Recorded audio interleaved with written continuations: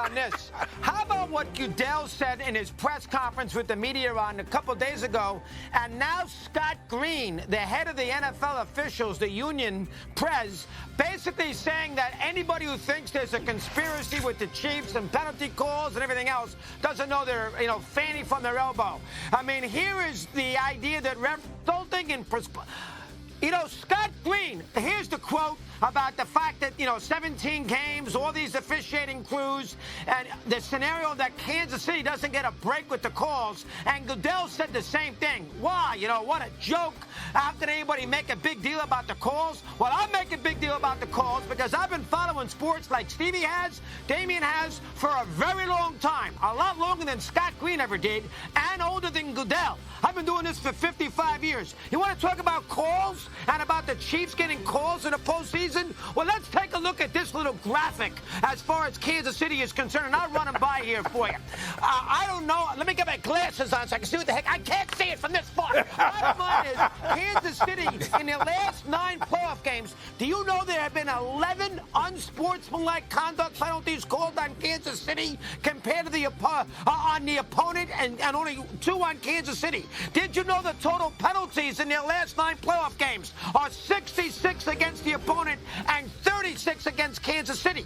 Did you know that defensive pass interference or holding penalties 11-1? Did you know that their last 11 playoff games, 10 of the 11 times, the opponent has had more penalty yards than the Chiefs? For crying out loud. And you're going to sit there and tell me that the Chiefs, I'm not saying it's a conspiracy, but if you're Scott Green and you're Goodell, you're going to sit there and tell me that we look at this equally? How could you say that? Look at these. I mean, we can go show these all night with these penalties against Houston, the unsportsmanlike conducts, the late hits. That one is a disgrace in which they called would set Kansas City up for a field goal. And here is the one. I mean, it's ridiculous, the amount of calls that can't. 66 to 36, okay? 11 personal fouls to 2. 11 defensive penalties in the secondary to 1. And you're going to sit there as Scott Green and Goodell and tell me, well, it has got nothing to do with it. Come on. Jordan got calls. LeBron gets calls. Gretzky got calls. Barry Bonds got strike zone calls. Randy Johnson got the benefit of the doubt. Greg Maddux got the winner. All great players and teams get breaks. And for Green and for Goodell to sit there and not acknowledge that is a complete, utter disgrace. We're not stupid. Sports fans are smart. They're sophisticated. I can tell you chapter and verse of how Kansas City has gotten every break known to man. Now, they're a great team, and Mahomes is great, but 66 to 36, 11 to 1 in sportsmanlike conduct penalties, that says it all. It's embarrassing what Green and Goodell did this week. That's number 2. Well, first of all, a couple of things. Number one, let me tell you what is stupid. You're far from stupid. The sport fan is far from stupid. But anybody who expects the commissioner and an executive for the NFL to acknowledge what you wanted them to acknowledge could be stupidity applies. How about that? What do you expect them to do? The commissioner's going to go up there and just, that is just asinine. That's number 1. Number 2. Fouls drawn, because I looked this up, got the NFL, I got this from the NFL office and from my stats. Fouls drawn per 100 hits in the year 2024, the season of 2024. Do you know where Patrick Mahomes ranks? He ranks 8th, tied with Goff and Baker Mayfield, but behind Tua Tagovailoa, Josh Allen, Bryce Young, okay, this kid Rush, and Cooper Rush in Dallas, and of course Kyler Murray. What I'm saying to you is this. Yes, you're stars and you get calls, and I get that part.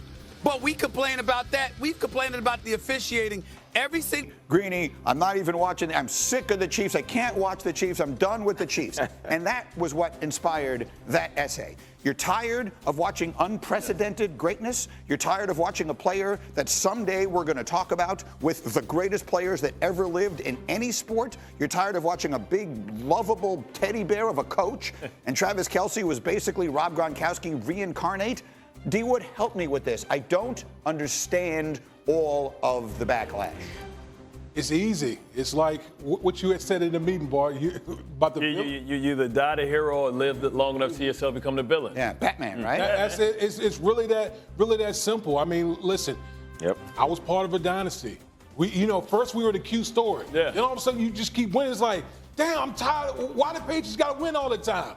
That's where we are as a society. Look at that big fella right there. Two-pack. Right. I mean, we were just a Q story going up against getting the greatest on turf that we got tired of. A lot of people. The grocery store. They looked at the greatest on turf like, okay, that's a dynasty. Yep. Then we come along. I just think that as a society, we always infatuated with what's next. What's the new toy that we could be talking about instead of just admiring what we're watching with our own eyes right now with Patrick Mahomes and his Chiefs team. I get excited about the Chiefs because it's like people get bored with it, and I get excited about the greatness. Like, we've never seen anybody win 3 in a row.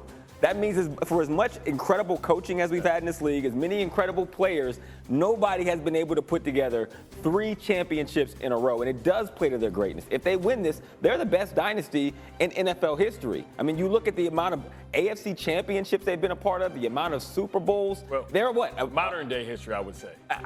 Yes, in modern day history. Free agency. I'm a millennial. That's kind of all I consider. Rosters change fast and stuff because the 70 Steelers won 4, and that not 3 in a row. The Steelers of the 70s won 4 out of 6 Super Bowls.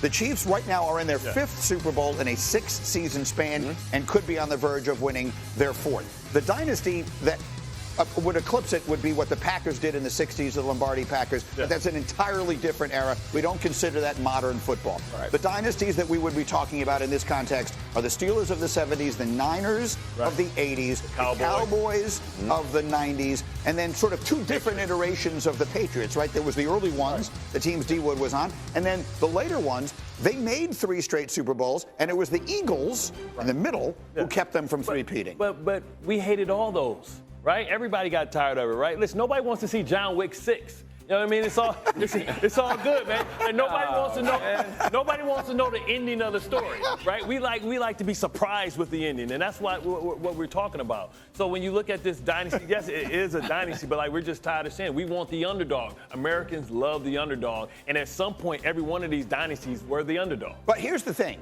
it's one thing to be rooting against them, which I would understand. People would root against those teams and that kind of stuff. And I myself find myself rooting against them. I'd like to see some of these other. I wanted to see Lamar win it. I wanted to see Allen win it. But it's one thing to say that. It's another thing to say, I can't even stand watching them anymore. Yes. You know, there is a sentiment out there, and that's what I'm trying to get to the bottom. Because how many fan bases have had their dreams crushed during this dynasty by the Chiefs? So you building your haters up. But how many fan bases were crushed by Michael Jordan and the Bulls in the 90s? Me. He didn't hate him. I was there. He didn't get. People didn't stop watching them. They drew more people watched that than ever watched anything. No, Scottie Pippen's my cousin. I cried in the car. I hated him. I wanted him to lose. He's family. But I'm telling you, I was with those teams. Jordan would get standing ovations on the road routinely, not in the finals. Mahomes get some all-time shoes that I'm going to rock for 20 years, then I like him too. I think what's underappreciated is their football because they're so in your face in so many other ways. When you think of those Patriots